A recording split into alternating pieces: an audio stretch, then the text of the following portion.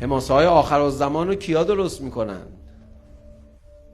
کسانی که دارای روح با عظمتی شده باشن.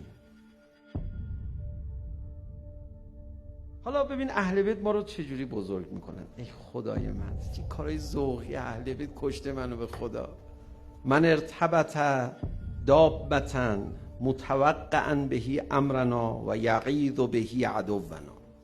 فرمود هر کی یه اسبی رو تهیه کنه، نگر داره، اسب رزمی باشه، بگه این مرکب منه برای ظهور، آقام بیاد میخوام از این استفاده کنم، و غیظ نسبت به عدو اهل بیت داشته باشه. و هو منسوب الینا، شیعه ما باشه ها، یا آدمی که منسوب باشه به ما.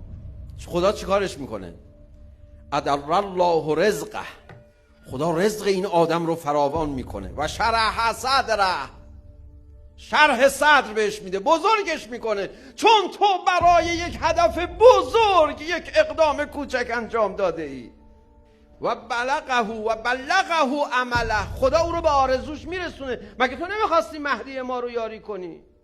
اگه بمیری هم زندت میکنه. بلند شو ببینم، بلند شو، یه کار داریم.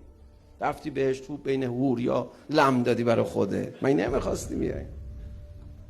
و کان عونا علی حوائجه، و کمک میکنه خدا حوائجشو.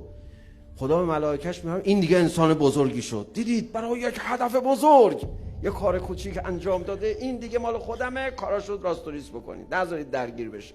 ادر الله رزقه، رزق خدا برش میباراند، میریزه سرش رزقشو. بگی ببر، تو بزرگ شدی برای یه هدف بزرگ.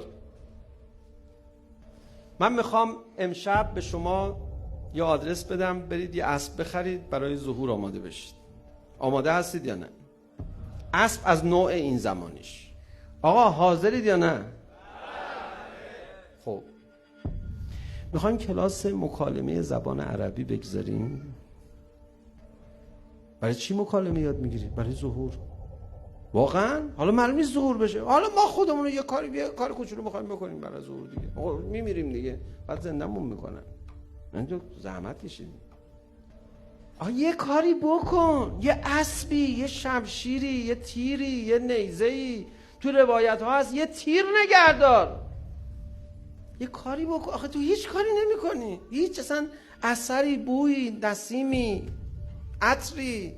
حالا امام کاظم علیه السلام، الهی دورش بگردم، امام کاظم علیه السلام میدونه که زمان ظهور دیگه زمان ماشین و طیاره است.